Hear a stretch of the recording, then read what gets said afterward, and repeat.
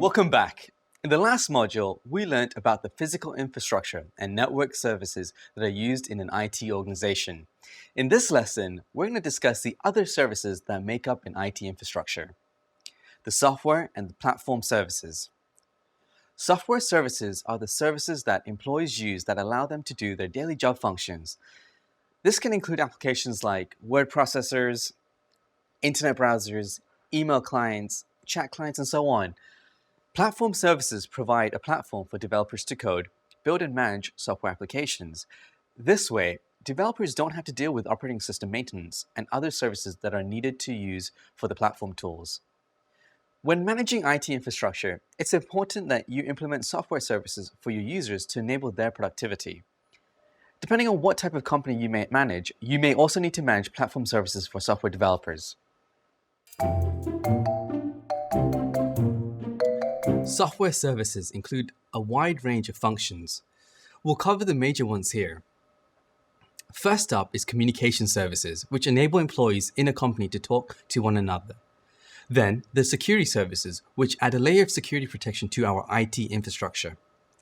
We'll also discuss user productivity services and some of the aspects of managing software in a business that you'll probably have to think about in your work.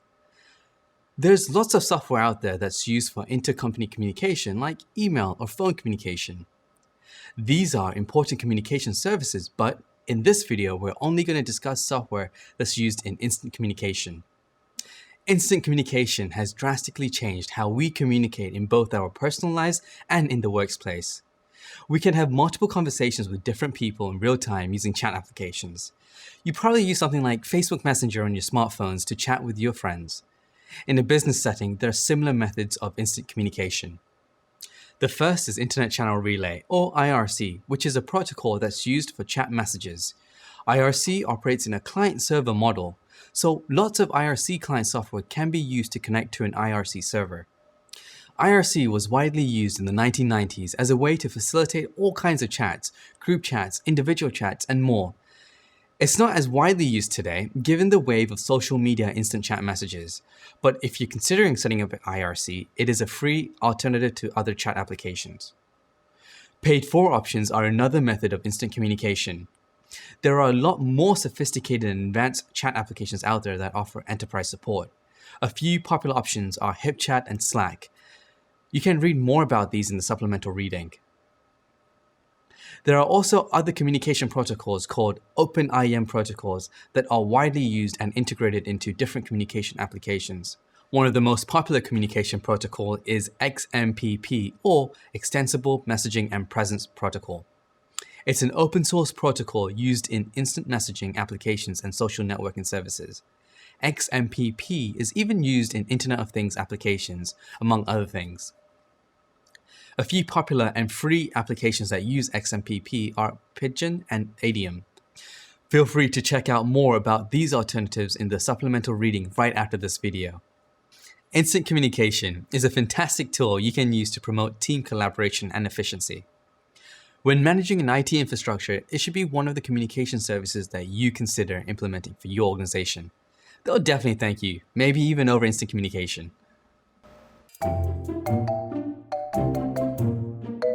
One communication service that you're almost guaranteed to use today is email.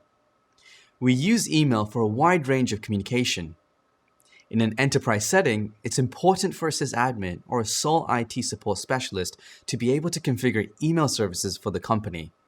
To do this, you need to have a domain name set up for your company that you can use as your email domain, like devon@example.com.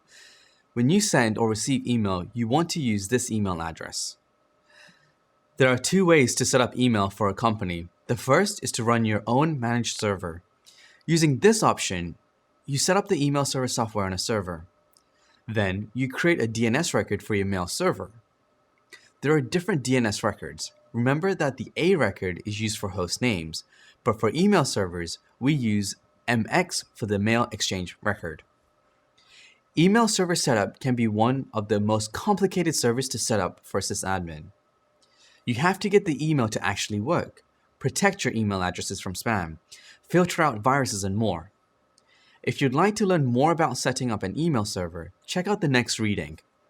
An alternative approach to setting up your own email servers is to use an email service provider like Google Suite.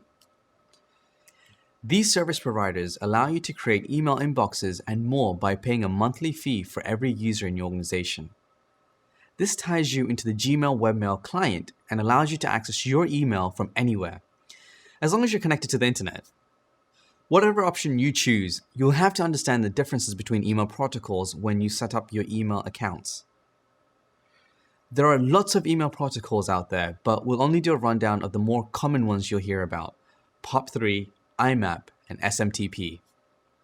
Post Office Protocol, or POP version 3, is an email protocol that downloads email from an email server onto your local device. It then deletes the email from your email server. If you want to retrieve your email through POP3, you can only view it from one device. There are a few reasons why you might want to use POP3 to get your email. If you need to keep your email storage under a certain quota, POP3 is a good way to maintain that storage limitation. Another benefit of POP3 is privacy. Your email can only be seen from your local device.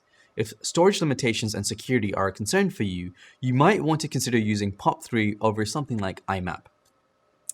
Speaking of, IMAP, or Internet Message Access Protocol, allows you to download emails from your email server onto multiple devices. It keeps your messages on the email server. This email protocol is one of the more popular ways to retrieve email. Last up is Simple Mail Transfer Protocol, or SMTP, which is a protocol used for sending emails. While POP3 and IMAP and other protocols can be used to retrieve email, there's really only one email protocol for sending email, SMTP. So there are lots of different email protocols that can be implemented depending on the email software you choose. You can read more about them in the supplemental reading. Email service is critical for any organization. Companies need to be able to contact clients and business partners and communicate internally. If you work in an IT support specialist role where you're handling system administration tasks, you will need to weigh the pros and cons of a dedicated email server or a cloud email service. Decisions, decisions, decisions.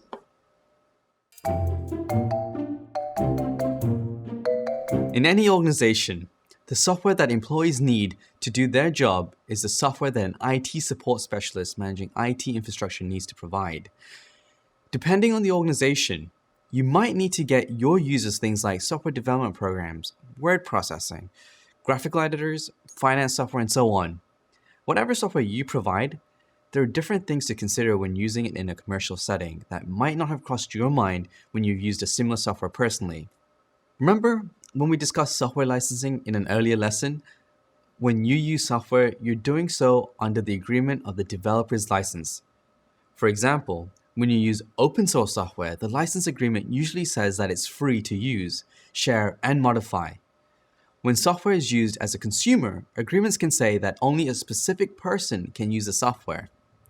In a business or commercial setting, most software distributors will have a separate agreement. In most cases, you can buy 10 licenses and any 10 people in your company can use it. If someone leaves the company or doesn't need the software anymore, you can take their license and give it to someone else in the company. When considering software licenses, it's important to review the terms and agreements, then move forward with whatever option works best for your company. Things get a little more complicated when it comes to cloud software services. You might have to deal with some of the same stipulations and also think through whether to purchase added features for businesses and enterprises, like dedicated customer support. Whatever method you use to provide software, whether it's installing software on every machine or utilizing cloud software services, there's one thing to keep in mind. Software used as a consumer won't be the same as software used as a business. The last software services that we'll discuss are security services. Security is super important to all organizations. It's integrated into pretty much all aspects of an IT infrastructure service. We'll dive deeper into this in the last course on IT security. For now, remember that there are lots of different security protocols that are put in place for all sorts of things, keeping data encrypted, authentication, etc. If you ever manage a web server that serves content to other users, you want to let them know that when they access your website, you're keeping their interaction with you as secure as possible. Let's say that you have an online bank account that you're logging into. The URL will most likely begin with an HTTPS. Remember that HTTP stands for Hypertext Transfer Protocol, which is used to format and transfer web content around the internet. When you enter in a URL, you notice that the HTTP comes before everything else. HTTPS, or Hypertext Transfer Protocol Secure, is a secure version of HTTP. It makes sure the communication your web browser has with the website is secured through encryption. HTTPS is also referred to as HTTP over TLS or HTTP over SSL. This is because there are two protocols that enable us to make our web servers secure. The first is Transport Layer Security Protocol, or TLS, which is the most popular way to keep communication secure over a network. TLS is widely used to keep web browsing secure, but it can be used in a lot of other applications too. We'll do a deep dive into the technical details of TLS in a later course. The second protocol is Secure Socket Layer Protocol, or SSL. It's a way of securing communication between a web server and client, but it's pretty old and insecure, so it's been deprecated in favor of TLS. You may still see its name being used to refer to the TLS protocol, like SSL/TLS. The two protocols are often used interchangeably. In fact, SSL version 3.0 was essentially TLS version 1.0, but TLS's new features and updates have made it more secure than SSL. So if you're managing an organization's website on a server, how do you enable TLS on the server so that the site can be using HTTPS? Well, you need to get a digital certificate of trust from an entity called a certificate authority. The certificate authority grants a certificate to your website saying that it trusts that you control the web server and verifies that you are who you say you are. Once it does that, you can install the certificate on your web server. That way, when users visit your site, they'll see the HTTPS in the URL instead of just HTTP. You'll learn more about certificates and certificate authorities in an upcoming course. For now, think of certificates as a way to verify that something is trustworthy. Security is an integral part of IT, and it's not just the responsibility of security engineers. Everyone should be thinking about security, and all layers of your infrastructure should have a layer of security built upon them. There are lots of other security software that you could add to your IT infrastructure, which we'll dive into the last course. For now, it's a good idea to know the basics of keeping a web server secure with HTTPS.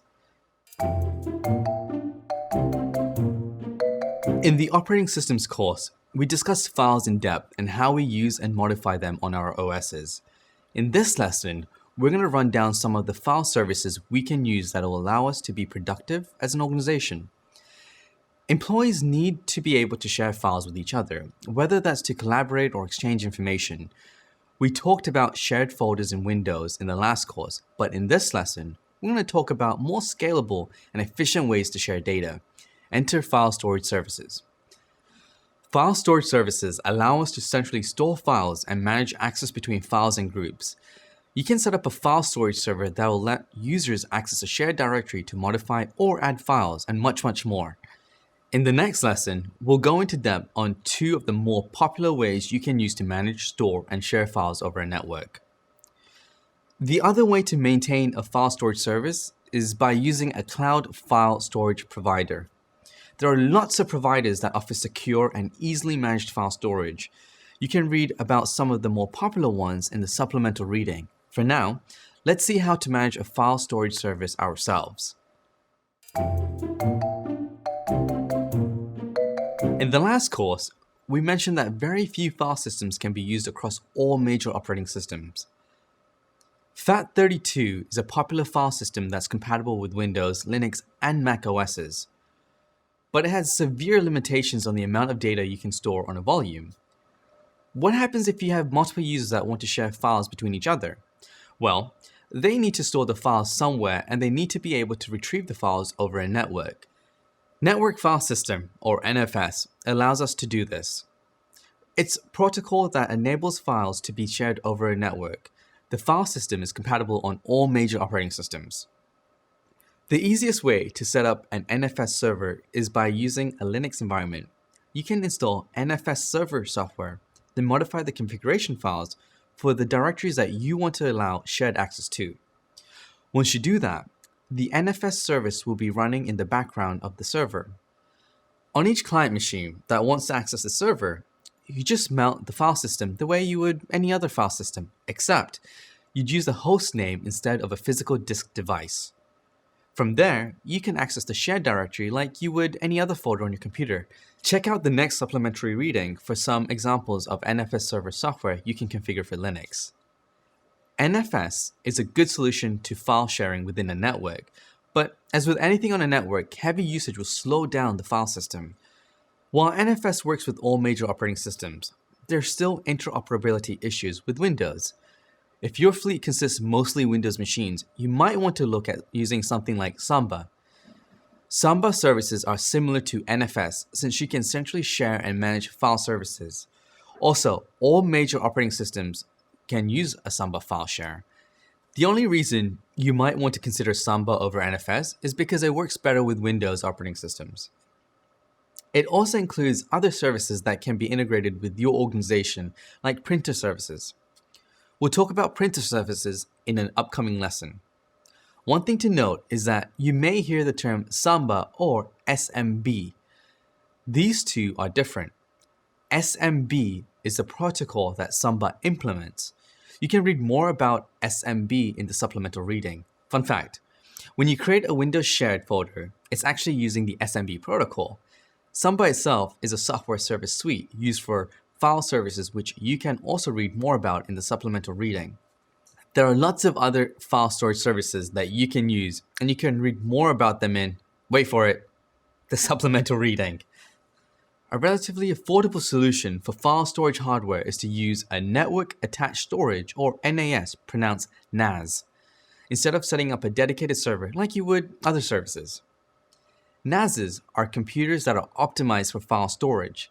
They usually come with an operating system that's stripped down in order just to serve files over a network. They also come with lots of storage space. Whatever method you choose, central file storage and management is an important part of IT infrastructure for any organization. The great thing about mobile devices is that you can take them almost anywhere. But the risk is that they contain all kinds of information that will be hard to replace. And let's admit it, mobile devices can sometimes be pretty easy to lose. Think about all that data. Personal information like emails, photos, videos, calendars, health data, location data, your Candy Crush high score. It's all stuff that you don't want to lose.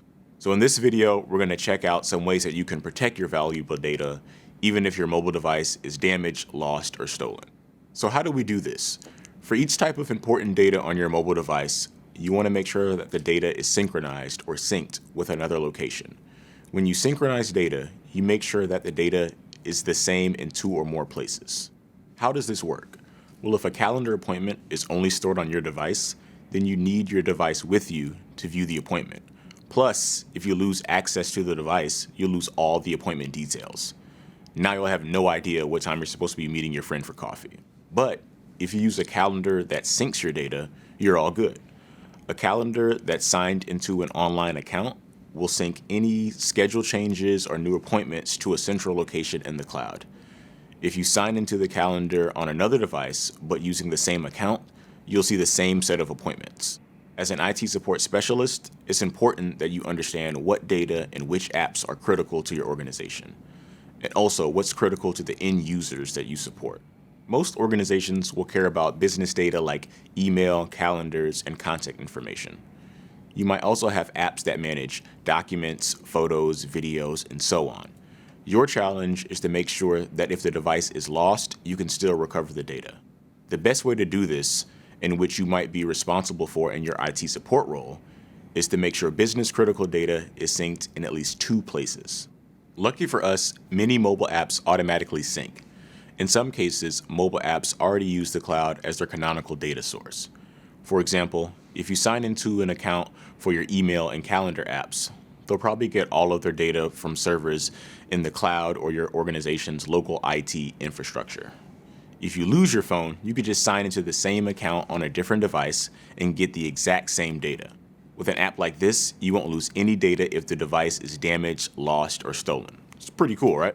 Some apps can be configured to, every so often, automatically sync or backup data to a cloud storage service. This means that you might lose some data if you lose access to a mobile device, but the loss will be limited to the time since the last backup. Other apps might store their data only on the local device and not be able to back up their data to the cloud. In that case, you want to synchronize your data to another location in case something happens to your device. Maybe you remember from an earlier video how each app on your mobile device has a specific location where it's allowed to store data. Well, iOS and Android both support backing up this app data to the cloud. Not only will these mobile OSs back up app data, but also your device's accounts and settings too. Want to know more about how to set up device backups to the cloud? Then check out this supplemental reading for details. I told you we'd cover printing services, and here we are. While our world is moving more and more into the digital space, there are still aspects of our lives that require good old-fashioned paper. Many organizations still use printers, and as an IT support specialist, you have to manage them as you would any other device. If you have a printer at home, you probably connect it directly to your computer. Maybe you even print over your home network through Wi-Fi. Some small organizations can get away with this type of printer management, but most larger organizations have lots of printers that need to be managed and large volumes of information that need to be printed. When managing printer IT infrastructure, you need to have a place to centrally manage all your printers. You'll probably be running commercial printers that also can report diagnostics information, like low toner levels. Along with managing printers centrally, you'll also need to be able to deploy printer driver software so that your users can print from their computers.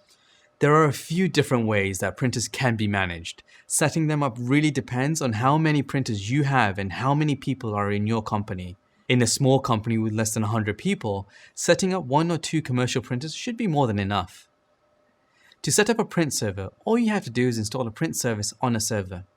Most server operating systems already come with the printer service readily available. For example, let's look at Windows. In the Windows Server operating system, there's a print and document services that can be enabled. All you have to do is add your network printer to this service and install the drivers for those printers. Nice and simple, right? In Linux, a common print server that's usually pre-installed on machines is CUPS, or Common Unix Printing System. Let me show you.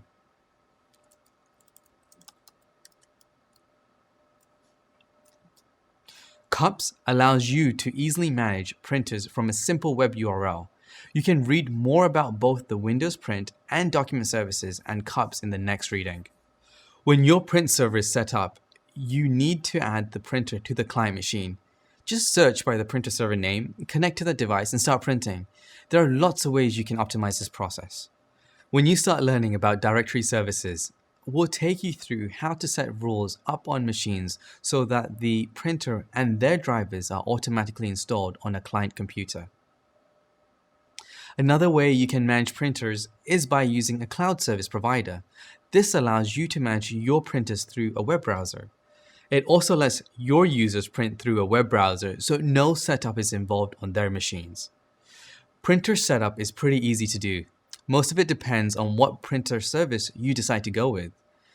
We've learned a lot about software services in our IT infrastructure, from important communication services to security and now printing. Let's keep charging ahead. In the next lesson, we're going to discuss platform services. Platform services provide a platform for developers to completely build and deploy software applications without having to deal with OS maintenance, server hardware, networking, or other services that are needed to use the platform tools. A web server that we deploy our web applications to, or the development software that we use to code our applications, are both examples of platform services. In this day and age, most businesses have a digital presence, whether that's a website that promotes their business, or even a website that is their business. Businesses that run web services keep their services stored on a web server.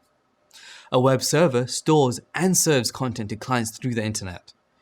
You can access web servers using a domain name like google.com.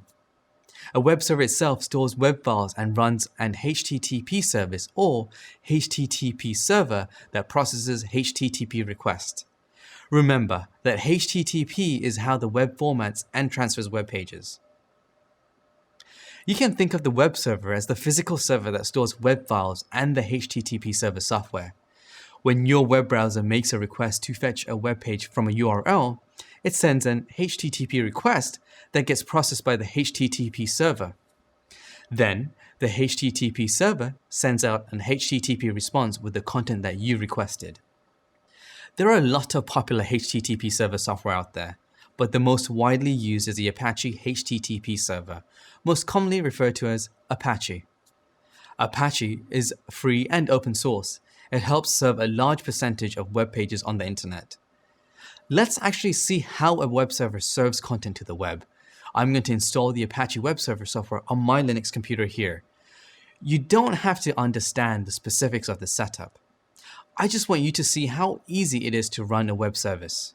So let me go ahead and install Apache. So I'm going to go ahead and do sudo apt-get install Apache 2 and then hit the flag yes to accept all my packages.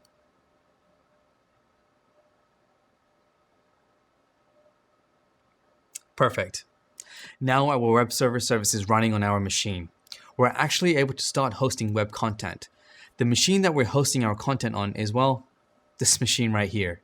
Remember that our computer has an IP address that's associated with itself, 127.0.0.1, or a host name of localhost. Localhost itself is reserved for this purpose, so it's not possible to get the domain name localhost. So now that we know our machine's location, let's enter it to the web browser.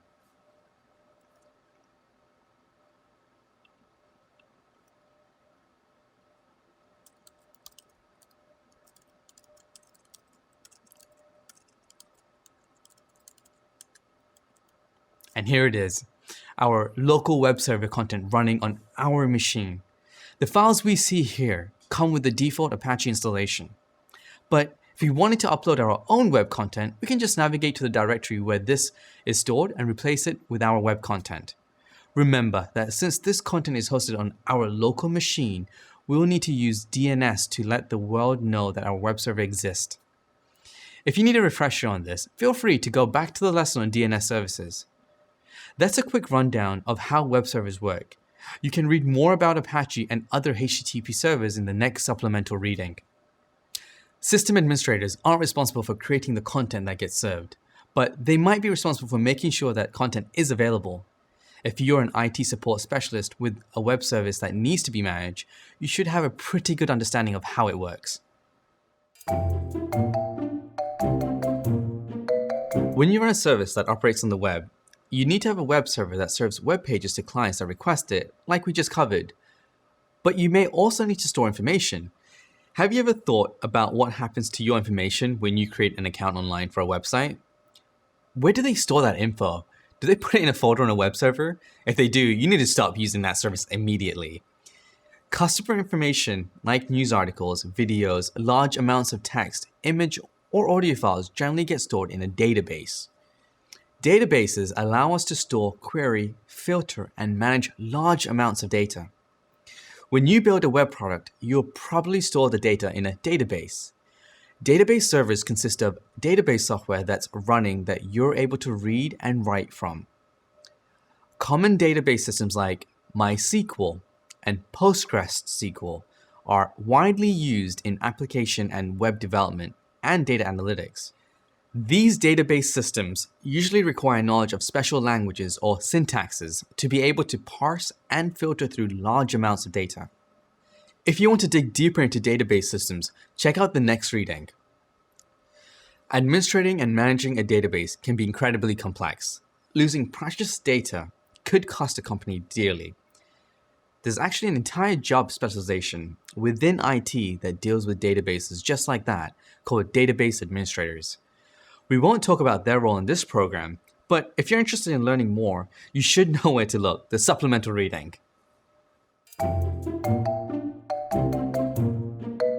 Web servers and servers in general are prone to breakage just like any other machine. Troubleshooting a web server could involve lots of different variables.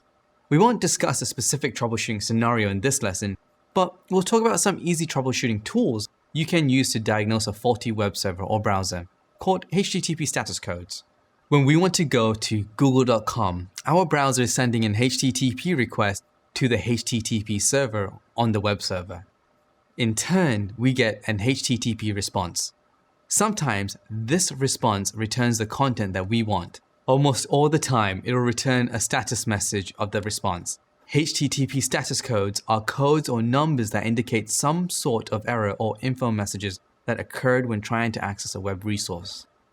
Knowing common HTTP status code comes in handy when you're troubleshooting a website error. They'll usually tell you useful information that can help you isolate the root cause.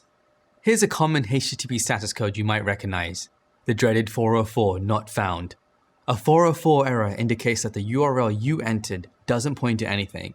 Let's see what happens if I type in google.com/ASDF. Let's type that in.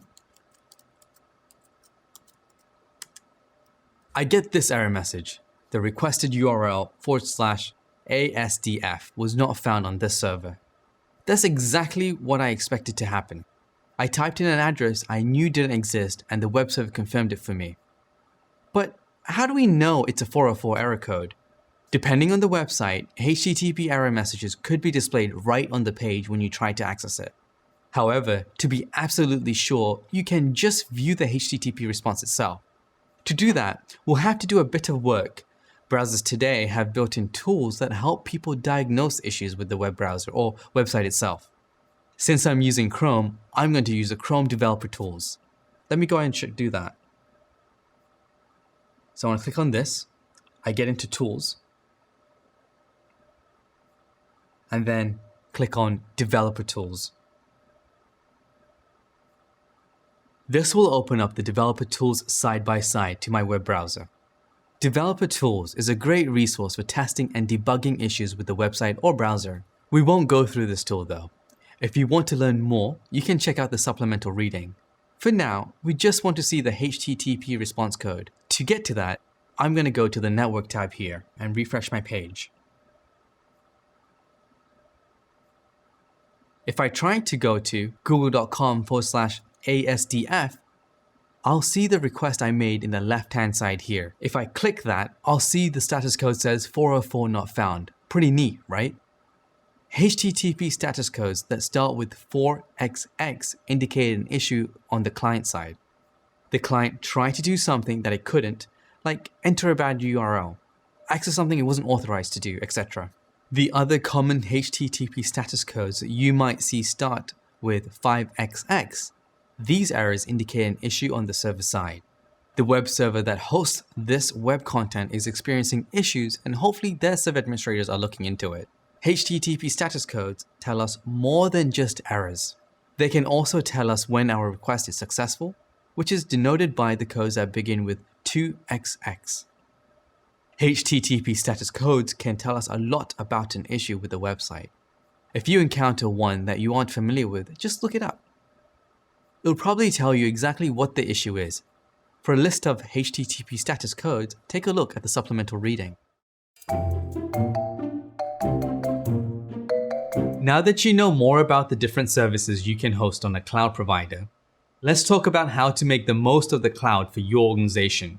As we've mentioned in previous lessons, when we say that a service is running in the cloud, we mean that it's running somewhere else, either in a data center or in other remote servers. These data centers house a large assortment of machines, and different types of machines are used for different services. For example, some machines may have local solid-state drive (SSD) for increased performance, while others may rely on virtual drives mounted over the network to lower cost. When you use software as a service or SaaS, the software is already pre-configured and the user isn't deeply involved in the cloud configuration.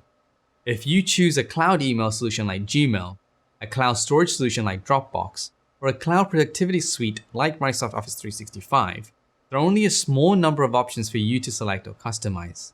The cloud provider manages everything related to the service for you, including deciding where the VMs are hosted, ensuring that it has enough capacity to serve your needs, performing backups frequently and reliably, and more. When you use Infrastructure as Service, or IaaS, on the other hand, you're hosting your own services in the cloud. You need to decide how you want the infrastructure to look, depending on what you want to run on it. For example, you'll need to decide which of the many available machine types you'll use and what kind of storage they'll need. Pro tip: start small, then select more powerful instances as needed. When you set up cloud resources, you'll need to consider regions. A region is a geographical location containing a number of data centers. Each of these data centers is called a zone, and each zone is independent of the others. If one of them fails for some reason, the others are still available and services can be migrated without visibly affecting users. Large cloud providers usually offer their services in lots of different regions around the world, and which region you choose will mostly depend on where your users are located. Smaller cloud providers may offer fewer regions, but they may be the only provider with the availability in your city or country. It doesn't matter where exactly the data center is located, but users may experience more latency if it's further away from them. You may also hear about public, private, and hybrid clouds. The public cloud is what we call cloud services provided to you by a third party. The name refers to the fact that the cloud providers offer services to the public. When your company owns the services and the rest of your infrastructure, whether on-site or in a remote data center, we call that the private cloud. And the hybrid cloud is a mixture of both public and private cloud. Some workloads are run on servers owned by your company, while others are run on servers owned by a third party. The trick to making the most of the hybrid cloud is ensuring that everything is integrated smoothly, so you can access, migrate, and manage data seamlessly no matter where it's hosted. Let's say you have a web server providing a website to clients. In a typical setup for this kind of service running in the cloud, a number of virtual machines will be serving this same website. A load balancer ensures that each VM receives a balanced number of queries. Whenever there's a request for your website, a different VM will be picked to serve the response. These types of services are usually configured to spin up more virtual machines when there are a lot of queries, and to shut down some of the VMs when the number of queries goes down. This capability is called auto-scaling. It allows the service to increase or reduce capacity as needed, while the service owner only pays for the cost of the machines that are in use at any given time. Since some machines will shut down when the demand is lower, their local disks will also disappear and should be considered ephemeral or short-lived. If you need data persistence, you'll have to create separate storage resources to hold that data and connect that storage to the VMs. Usually, VMs operating websites or web services are connected to a database, also running in the cloud. This database is also served by multiple machines behind a load balancer, but this is managed by the cloud provider and doesn't concern the cloud user. To make sure the service is running smoothly, you can set up monitoring and alerting. When you do this, you can detect and correct any problems with your service before your users even notice. Most cloud providers include monitoring and alerting solutions as part of their services. You can configure when and how you want to be alerted if the monitoring infrastructure detects performance issues. It may seem tricky to set up cloud resources, but most providers make them easy to configure. We've also included some additional information in the supplemental reading to help you along. As an IT support specialist, you might have to decide when a cloud service is a better choice than using your own physical hardware. We've touched on this already, but let's dive deeper into what to consider when you're making this decision. Using cloud infrastructure doesn't require a large upfront investment, so it's a good choice if you aren't sure how long you'll need it. If you're setting up temporary infrastructure or trying something that might not last, a cloud service may be your best option. Choosing to use cloud infrastructure also makes sense when you have demand that varies greatly throughout the year. If you operate a website that gets a lot of traffic during one season, but much less for the remainder of the year, you wouldn't want to invest a lot of infrastructure just to have it sit idle most of the time.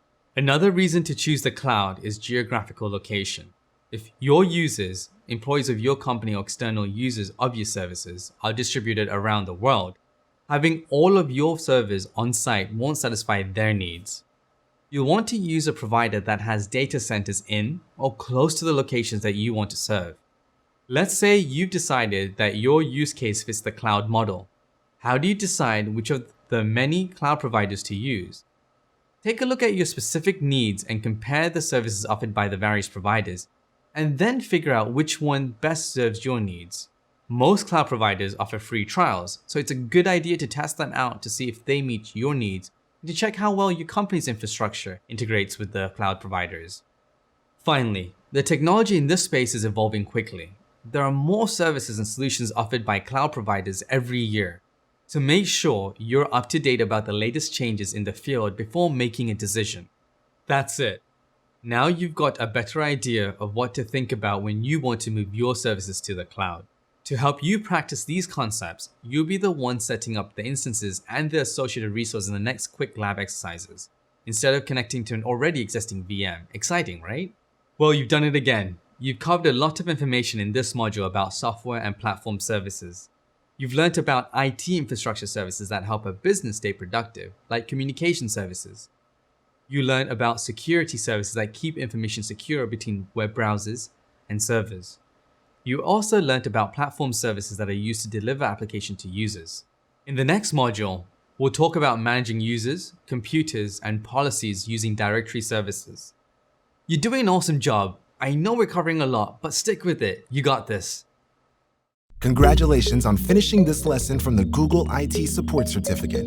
Access the full experience, including job search help, and get the official certificate by clicking the icon or the link in the description. Watch the next lesson in the course by clicking here, and subscribe to our channel for more lessons from upcoming Google Career Certificates.